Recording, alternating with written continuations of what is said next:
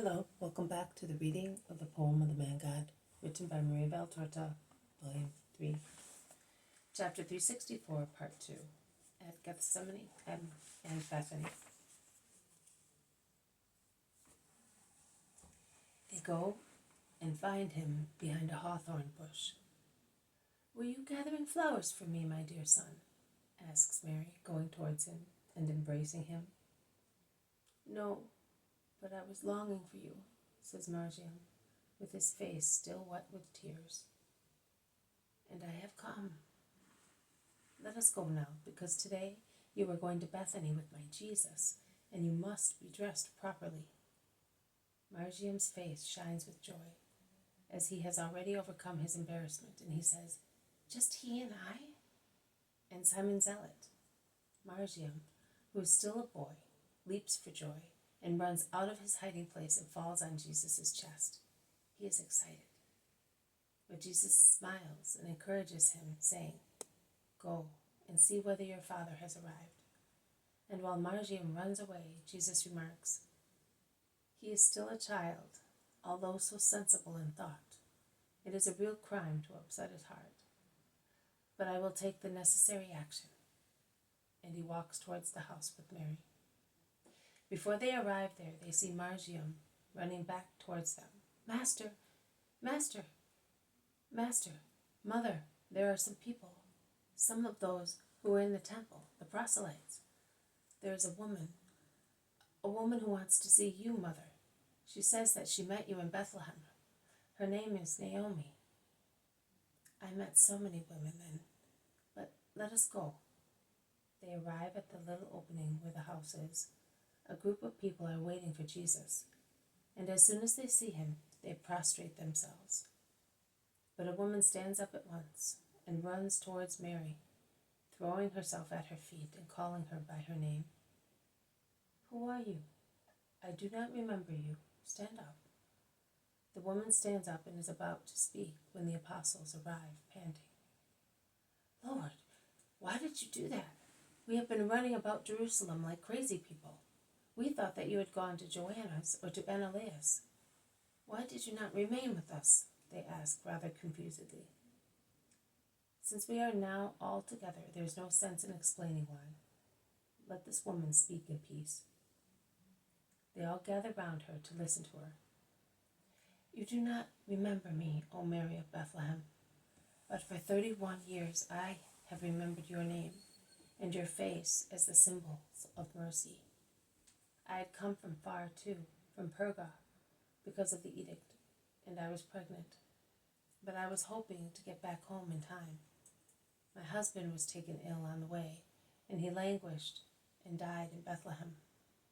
I gave birth to my child 20 days before he died, and my crying pierced the sky and desiccated my breast and turned my milk into poison. And both my son and I became covered with blisters, and we were thrown into a cavern and left there to die.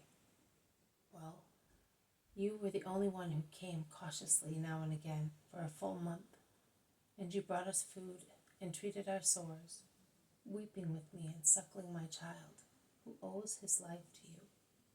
You risked being stoned because they called me the leper woman. Oh, my sweet star, I have not forgotten that. I went away when I was cured, and at Ephesus I heard of the slaughter. I looked for you for such a long time. I could not believe that you had been killed with your son during that dreadful night. But I never found you. Last summer, a man from Ephesus heard your son. He found out who he was. He followed him for some time, and was with him and with other people at the tabernacles. And when he came back, he told me. And I came to see you, Holy Mother, before I die. I came to bless you for every drop of milk you gave my John, depriving your blessed son of it." The woman is weeping, in a respectful attitude with her head slightly bent, holding Mary's arms with her hands. "One should never refuse to feed a baby, sister. And, oh no, I cannot be your sister. You are the mother of the Savior, and I was a poor forlorn woman, far from her house, a widow with a suckling, whose breast was as dry as a torrent in summer. I would have died without you. You gave me everything, and I was able to go back to my brothers, who are merchants in Ephesus, thanks to you. We were two poor mothers with two babies, in the wide world. It was your grief to be a widow, and mine to be pierced because of my son. As old Simeon told me in the temple, I only did my duty as a sister by giving you what you no longer had. Is your son alive? He is over there, and your holy son cured him this morning. May he be blessed for that. And she prostrates herself before the Savior, shouting, John, come and thank the Lord. A man of the same age as Jesus leaves his companions and comes forward. He is strong and his face is honest, even if he is not handsome. But the expression of his deep eyes is beautiful. Peace to you, brother of Bethlehem. Of what disease did I cure you? Of blindness, Lord. I had lost one eye, and I was about to lose the other one. I was the head of the synagogue, but I could no longer read the sacred scrolls. You will now read them with greater faith. No, Lord, I will now read you. I want to remain with you as one of your disciples, without setting up a claim for the milk that I sucked from the breast that nourished you.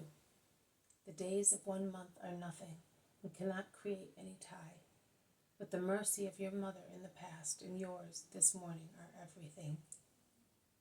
Jesus addresses the woman, and what do you say? That my son will belong to you twice. Accept him, Lord, and the dream of poor Naomi will be fulfilled. Very well, you will belong to the Christ. And turning towards his apostles, he says, Receive your companion in the name of the Lord. The proselytes are elated with emotion. All the men would like to remain, but Jesus says firmly, No, you will remain what you are. Go back to your homes, preserve your faith, and wait for the hour to be called. And may the Lord be always with you. Go.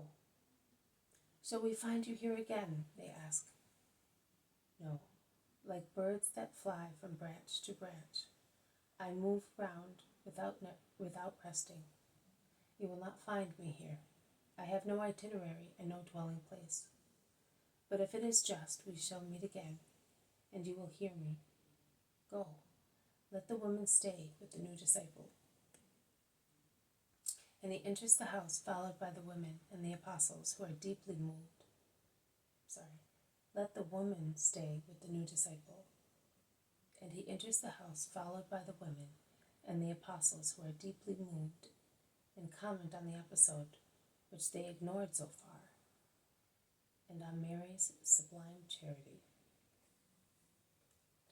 This has been a reading from the poem of the Man God, written by Marie Valtorta, Volume 3, Chapter 364, Part 2, at Gethsemane and Bethany.